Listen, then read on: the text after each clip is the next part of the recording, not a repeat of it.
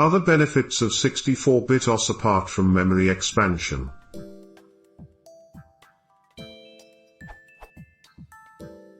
I'm trying to convince somebody of the benefits of switching to a 64-bit OS, but I'm having a hard time finding arguments other than you can use more than 3 GB RAM. Are there any other clearly communicable benefits in having a 64-bit operating system?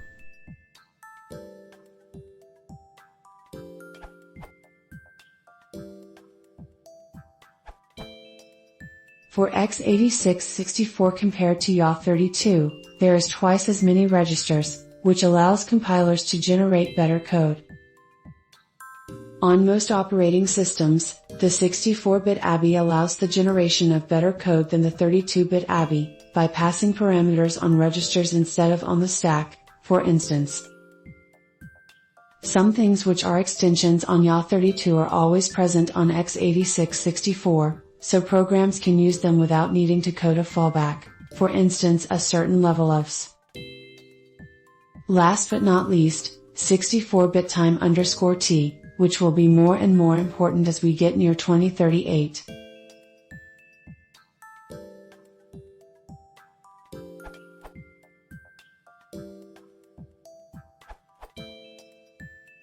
In fact, you can run more than 3 GB, or more than 4 GB, of RAM on 32-bit operating systems. Pi provides a means for an x86 or x86-64 processor to access up to 64 GB of memory even on a 32-bit operating system. It's not quite as straightforward as just running a 64-bit OS, mind you. The memory is paged, and so each process is still limited to a maximum of 4 GB. Additionally, not all operating systems support this. Some versions of 32-bit Windows made use of Pi, but unfortunately, so they could support badly written drivers, most versions limited support to 4 GB of memory. For example, Windows XP and Windows Vista are limited to 4 GB, and, as noted, tend to only expose around 3 GB. On the other hand, Windows Server 2008 Enterprise Data Center supports 64 GB of RAM.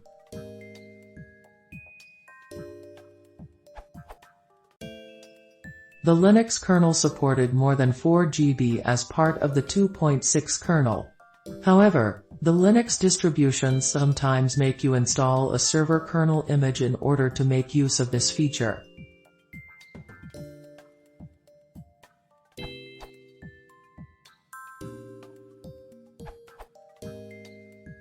It really depends on what you want to use the OS for.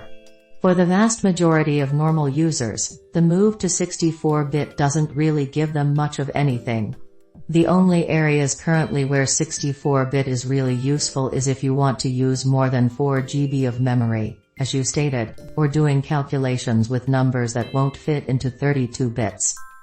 Eventually, all pieces and OSes will only come in 64-bit varieties, but for now if all they want to do is surf the internet or check email, there isn't a pressing need to move to 64-bit.